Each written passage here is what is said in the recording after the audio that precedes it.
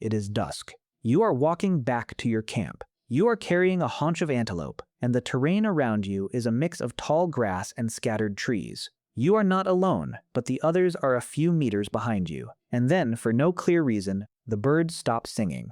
The insects go quiet. The hair on the back of your neck stands up. You look into the tree line to your left and see nothing, just shadows. But your brain is screaming at you. Something is wrong. You cannot see it. You cannot hear it. But you know, with a certainty that bypasses conscious thought, that you are being watched by something that considers you food. You weigh about 60 kilograms. You are slow. You have no claws, no thick hide, and no natural weapons worth mentioning. The thing watching you from the tall grass weighs roughly 350 kilograms. It is an ambush predator with retractable blades on its feet, teeth designed to sever spinal cords, and muscle density that allows it to drag prey 3 times its own body weight up a tree. You are not the apex predator you sometimes like to imagine you are. In this moment, you are meat. And the terrifying part is that in the Pleistocene epoch, this was not an unusual day. This was Tuesday. Most people have a vague idea that ancient humans lived alongside big cats. We see saber-toothed cats in museums. We watch cave lion reconstructions in documentaries. But the full reality of what it meant to share a landscape with these animals has been largely flattened by time and pop culture. The truth is that for millions of years, the single most significant threat to a human being was not starvation, not disease, not other humans. It was a giant cat. And the evidence suggests that this specific, unrelenting predator-prey dynamic did not just shape human behavior, it rewired the human brain.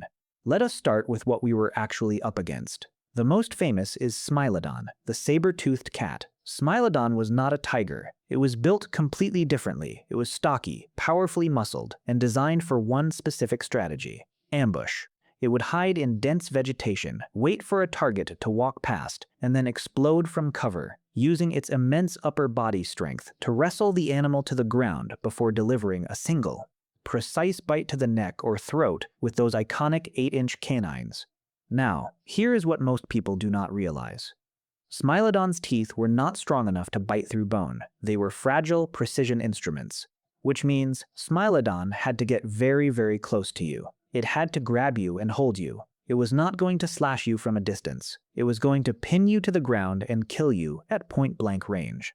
And then there was the cave lion, Panthera spelaea. This was not a slightly larger version of the modern African lion. It was a fundamentally different animal, adapted to cold environments, and it was massive. A male cave lion could weigh up to 400 kilograms. That is roughly double the weight of a modern lion.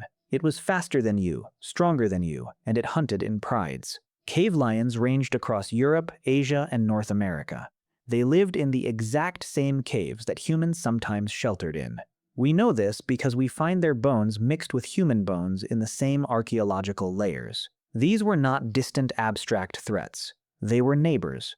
So why could humans not just fight back? The answer is asymmetry. A human with a spear is not defenseless, but a spear requires distance. It requires you to see the attack coming. Giant cats do not operate on those terms. By the time you knew a Smilodon was on you, it was already on you. One swipe from a cave lion's paw could shatter your skull or open your torso. Human skin tears easily. Human bones break under far less pressure than a 350-kilogram cat can generate. Fire helped. Groups helped. But the margin of error was essentially zero. One mistake, one moment of inattention, one night sleeping in the wrong spot, and it was over. This was not a fair fight. It was never a fair fight. But here is where the story shifts from physical reality to psychology.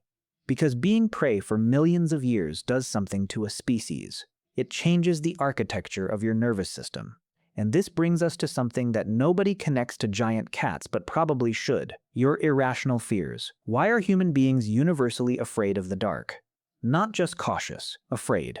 Why do children instinctively fear monsters under the bed or in the closet? Why does a sudden movement in your peripheral vision cause an involuntary spike of adrenaline before you have even consciously registered what it was? The standard answer is that these are generic evolutionary holdovers, but the specific nature of these fears points to a very specific cause. We are not afraid of the dark generically. We are afraid of what the dark conceals, specifically Eyes, predatory eyes, hidden predators. Our brains are calibrated even now to detect the subtle visual cues of a large feline watching us from cover. The rustle of grass, the abnormal silence. The feeling of being observed without being able to locate the observer. This is not a bug in your psychology. It is a feature. It is a saber-toothed detection system that has been running in the background of the human operating system for 2 million years, and it has not been uninstalled just because the cats are extinct. The presence of giant cats also dictated the basic rhythm of human life. Humans became intensely diurnal. We claimed the daytime, we surrendered the night. Most nocturnal activity in ancient human groups was likely minimal, restricted to necessary movements, and undertaken with extreme caution. The night belonged to the cats. This division of time was not a cultural preference. It was a survival strategy so deeply ingrained that it became biological. Our vision adapted for daylight. Our sleep patterns consolidated into a single nighttime block, a vulnerability we had to hide from. We built fires not primarily for warmth or cooking, but as a perimeter defense. A circle of light was a circle of temporary safety, and the moment the fire died, the perimeter collapsed. Let us be honest about something. Humans did not just cower. We scavenged from giant cats. There is extensive archaeological evidence that early humans tracked the kills of large predators, waited for them to finish feeding, and then moved in to steal the leftovers. This was incredibly dangerous. It required reading the behavior of an apex predator, judging how satiated it was, and knowing exactly how close you could get before it decided you were worth fighting for. This was not cowardice. This was a high-stakes, high-reward ecological strategy, and it means the relationship was not purely one of terror. It was a complex, constant negotiation of space and resources with an intelligent killer. Here is the part that nobody expects. We won, not in a dramatic hand-to-hand combat sense, but in the only way that matters in evolutionary time. They are dead, and we are here. The giant cats of the Pleistocene are gone. Smilodon is extinct. The cave lion is extinct. The American lion is extinct. And while climate change and the disappearance of their megafauna prey played a major role, a growing body of evidence suggests that humans contributed directly to their demise. Not by hunting them to extinction. We were never that good, but by outcompeting them, we ate the same prey they did. We reduced the populations of mammoths, bison, and horses that these cats depended on. We took their food. And in the brutal arithmetic of ecology, a predator that loses its prey base dies. The most terrifying creatures in human evolutionary history did not survive us. We survived them. So why were ancient humans terrified of giant cats? Because those cats earned it. Because for millions of years, they were the single most effective killing machines in every environment humans occupied. Because one encounter, one miscalculation, one moment of bad luck meant a violent death in the dark. That terror reshaped our sleep, our social behavior, our technology, and the deepest layers of our nervous system. We built fires to keep them back. We invented weapons to narrow the gap. We learned to read the landscape for signs of their presence. And slowly, over millennia, we did something no other prey species in history has ever managed. We eliminated the predator.